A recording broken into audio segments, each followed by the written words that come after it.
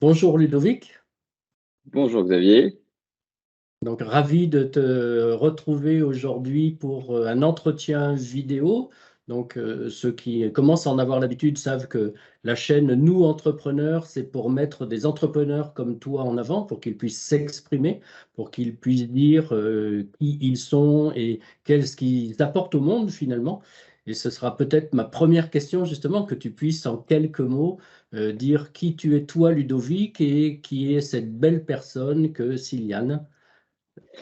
Ludovic Tronel, je suis un des cofondateurs de Ciliane. Ciliane, qui est une structure de service, donc qui a pour vocation d'accompagner les sociétés en B2B à se développer commercialement par différents leviers, que ce soit par des leviers technologiques ou des leviers organisationnels, notamment en mettant en place de nouveaux process. Euh, Notre particularité sur un marché qui est quand même très concurrentiel dans le sens où il y a quand même beaucoup Mm, d'acteurs, chacun avec leurs particularités notamment. Nous, mm. vraiment, notre particularité, c'est qu'on a vocation à être très opérationnel et à finalement faire partie quasiment des équipes qu'on accompagne et des sociétés qu'on accompagne. Et voilà notre grosse particularité. Quand je dis ça, c'est qu'on n'est pas une société d'audit et de conseil où on va vous dire, voilà, faites ça et bon courage. Non, nous, l'idée, c'est qu'on mette un peu la main dans le cambouis, c'est ce qu'on aime bien faire. Bon, si je peux résumer, c'est depuis l'analyse du besoin jusqu'à la réalisation, c'est un peu ça? Exactement. En fait, on a créé une sorte de méthode en interne. Mm, Pardon. Une sorte de méthodo qui nous permet justement d'analyser quand même, bien évidemment, il faut qu'on analyse avant d'en mettre les mains dans le mm, cambouis comme tu l'as bien compris, d'analyser un petit peu, de mapper, toute, finalement la structure commerciale des sociétés qu'on accompagne, sur différents volets et l'objectif étant ensuite, c'est de proposer un plan d'action, mais c'est là où je dis on différencie pas mal, c'est que, ben, on a toute cette partie audit finalement, mais c'est qu'on l'accompagne de: «OK, maintenant qu'on l'a défini mm. ensemble, on la calibre un petit peu en fonction aussi des enjeux de chacun et des retours qu'on a de nos clients, ben, on dit: «On va la mettre en place et on va la mettre en place avec vous». L'idée étant aussi, c'est de faire bénéficier justement un petit peu de notre expertise sur des volets un peu techno et de mutualiser certaines choses entre nos clients, à savoir des outils, à savoir, pas mal de process qui font gagner du temps et aussi de faire des économies d'échelle sur des logiciels, et donc de mettre ça à disposition, de nos clients et donc là ensuite d'être vraiment dans l'opérationnel où, chaque semaine on est là, on est présent, pour, justement alimenter tout ça. Bon, très bien. Euh, Étant donné que ça fait quoi, un peu plus de 2 ans, je crois, hein, que maintenant Ouais, Ciliane existe, c'est ça? même 3 ans, Euh, ouais. Même 3 ans, ok. Est-ce que tu peux nous parler de ton meilleur client, donc un peu du client idéal, ton meilleur client, ce que lui a trouvé fantastique dans son travail avec toi et ce que tu as trouvé fantastique de l'accompagner finalement? C'est une, c'est une très bonne question. J'avoue que je me suis jamais posé dans ce sens-là, en tant que meilleur client, alors ce qui est intéressant, c'est que, comme je le disais, nous, on est une société de service et on accompagne, de façon assez opérationnelle et donc Hmm. du coup, forcément, on a un panel de clients qui généralement on est une petite équipe, hein, de 4 personnes. On est monté à 5-6, mais actuellement on est 4. Et donc du coup, en fait, opérationnellement, par exemple, personnellement, je ne peux pas accompagner l'ensemble des clients. C'est en ça que c'est compliqué pour moi de te répondre parce que la réponse sera, au nom de Ludovic Ronel et pas forcément au nom de Ciliane, dans le sens où je Ok. pense que certains de mes collègues ou associés auront peut-être pas le même retour parce qu'ils auront vécu opérationnellement autre chose. Sinon, le meilleur client que je pourrais citer, sur lequel, la question, c'est vraiment au niveau de la réussite et du retour client, des retours positifs qu'on a eu de nos clients ou c'est plus à titre personnel sur, ce Les, que j'ai les deux, préféré? c'est Les 2. les deux. OK. C'est-à-dire, voilà, moi je sais que j'ai apporté tant de valeur à ce client et voilà ce qui m'a passionné dans cet accompagnement. Et le client qui dit, ah ben voilà, Siliane est unique ou Ludovic est unique, voilà en quoi il m'a accompagné, voilà les résultats que j'ai eus. Bonne question. Du coup, bah, je pense que je vais là, il y a une société actuellement alors c'est un de mes associés qui les accompagne, mais si je réponds en premier cette société-là, c'est que ça fait quand même un certain temps qu'on les accompagne. C'est une Hmm. société qui s'appelle Quickoff, qui a monté un logiciel, justement qui permet d'organiser la gestion des bénévoles sur des événements type festival, type événements sportifs comme des marathons, des trails, etc. Et c'est vrai qu'on est arrivé à un certain temps, enfin au début, où ils avaient un vrai sujet, c'était des vrais experts de l'événementiel, ils avaient une solution qui répondait à un vrai besoin, et il y avait vraiment ce côté commercial à articuler, à processer. Et on les a aidés assez rapidement justement à passer un cap. Et si je les cite en premier, c'est parce que c'est un de nos clients qu'on a gardé, qu'on garde encore, avec qui on travaille encore depuis quand même un certain temps. Et on a eu des retours comme quoi on les avait aidés vraiment à passer un cap. Et c'est vrai que c'était une expérience quand même très intéressante parce que il y avait vraiment ce côté, faut qu'on crée un petit peu cette entité commerciale chez eux. Si je prends maintenant un autre exemple qui n'a complètement rien à voir, heu, moi à titre perso, j'ai beaucoup aimé accompagner par exemple un petit industriel, qui s'appelle la laiterie du Mont-Aiguille, où eux, ils produisent un petit industriel, ils produisent du fromage et enfin, ils produisent du fromage, des yaourts. J'ai dit petit industriel parce qu'ils ont une chaîne de production, mais ils le font de façon, artisanale, et c'était très, très intéressant. Alors là, du coup, c'est pas pour les mêmes raisons parce que si, on leur a apporté beaucoup de choses intéressantes, mais à titre perso, moi, j'ai trouvé ça très intéressant parce qu'on amenait, nous, de la technologie, des process, là où finalement, c'est un secteur d'activité qui a une démarche qui est quand même, assez éloignée de ce genre de sujet. Et c'est vrai que pour nous, du coup, c'était vraiment, ouais, vraiment intéressant, enrichissant d'aller sur ce genre de secteur. Bon, merci. Alors, je souriais quand tu disais laiterie parce que je passe régulièrement devant, donc je vois Ah! où ils sont. Euh, Ça fait donc 3 ans que Silian existe.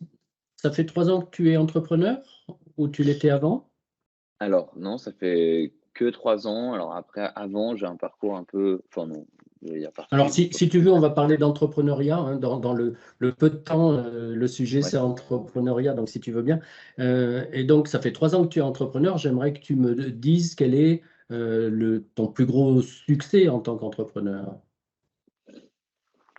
Ah, mon plus gros succès, à date, je dirais qu'on soit capable d'avoir une structure qui s'autofinance tout simplement. Pour moi, c'est la Mmh, première étape. mmh. C'est-à-dire qu'on a tout monté en fonds propres. Alors après, c'est une boîte de service, donc du coup, a priori, c'est pas, on n'a pas besoin initialement de beaucoup de fonds.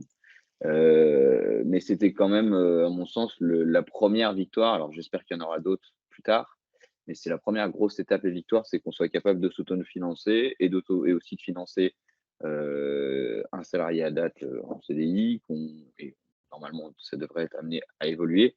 Mais je dirais que c'est la première victoire, qui est une petite victoire, mais qui est une victoire assez, c'est oui, oui, on quand même, on peut être assez fier, on est assez fier déjà à date de pouvoir se dire: «Bon, bah, on a créé un business à plusieurs qui est Mmh. rentable, qui s'autofinance et qui, est en croissance».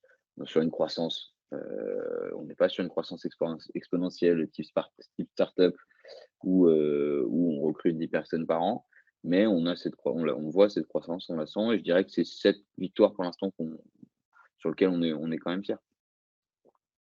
Très bien. Alors, ce que je te disais tout à l'heure en aparté, avant que nous commencions, c'est que les entrepreneurs racontent souvent leur succès.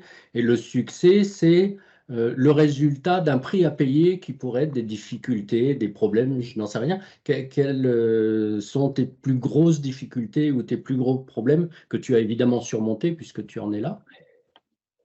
Alors ouais, bien sûr, il y en a, et je dirais que la plus grosse difficulté, on en a eu 2, si je fais dans l'ordre, historiquement. On a eu une difficulté à recruter des profils qui nous intéressent, parce Mmh. que effectivement, on a pu recruter un moment et puis ça s'est pas fait comme on le voulait, et on les a peut-être aussi mal encadrés. Hem, C'était une première difficulté. Et la grosse difficulté, en revanche, qu'on a connue quand même un moment, c'est la gestion de la trésorerie, où on a un moment, on a eu quelques frayeurs. C'est les moments où on dort un petit peu moins bien, qu'on a surmonté assez rapidement en mettant en place, un petit peu un plan d'action rapide. L'avantage, c'est qu'étant une petite structure, en mettant en place certaines choses finalement qui sont pas non plus, énormes, on arrive à surmonter ça. Mais mais je dirais que c'est ouais, la plus grosse difficulté, ça a été celle-là, cette gestion de la trésorerie, ce qui fait aussi que, bah, on remet de temps en temps en question notamment notre mode de facturation, ce genre de choses pour ne plus justement, avoir à rencontrer ce genre de problème. Bien. Et, je suppose que toutes ces expériences-là, qu'elles soient succès, qu'elles soient difficultés, problèmes, etc., t'ont peut-être appris des choses sur toi-même? Ouais, sur moi-même, alors, notamment plutôt sur la gestion du stress où, c'est vrai qu'avant, je Oui, me considérais comme quelqu'un de pas stressé, mais j'étais dans une position de salarié, alors, salarié, où j'étais quand même, associé à la structure, où j'avais quand même investi dedans, donc c'était un salariat, un peu, enfin, pas classique, donc j'étais quand même très investi. Mais là, pour le coup, mais à l'époque, je ne vivais pas non plus ce stress de, je suis mon compte en banque, et cetera. Donc ça, j'ai appris quelque chose, à ce niveau-là, et aujourd'hui, j'ai encore beaucoup à apprendre parce que comme, 3 ans, c'est pas non plus énorme, il y a encore bien des choses sûr. à vivre. Mais je dirais que c'est sur cette gestion-là où, je vois que je fais quand même un travail sur moi-même.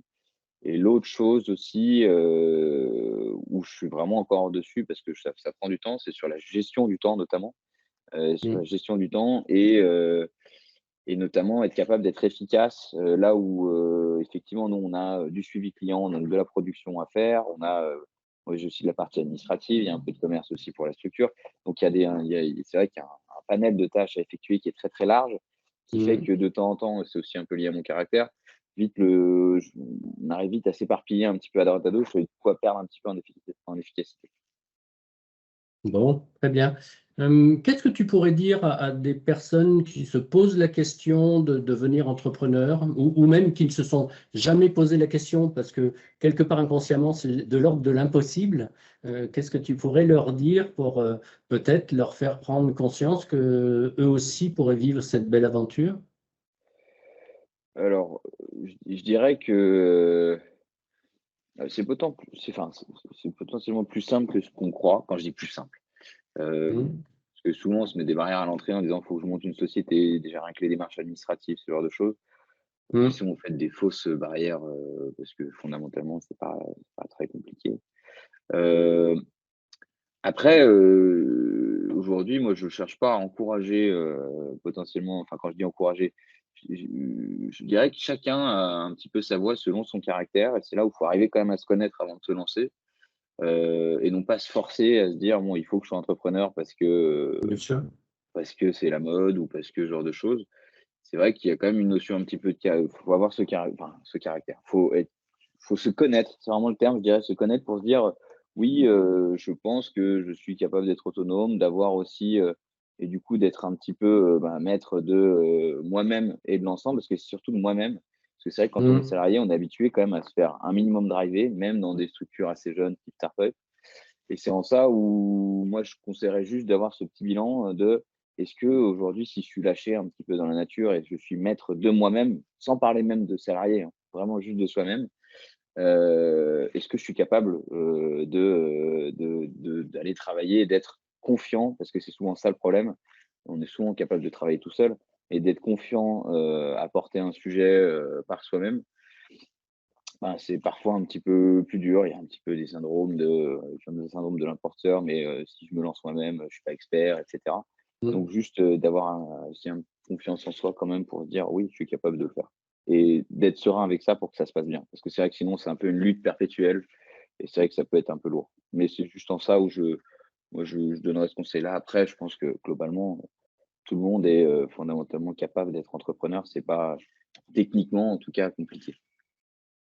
Bon, j'ai envie de retenir comme mot de la fin, ce que tu as dit sans le dire, c'est-à-dire, une phrase de Socrate: «Connais-toi toi-même».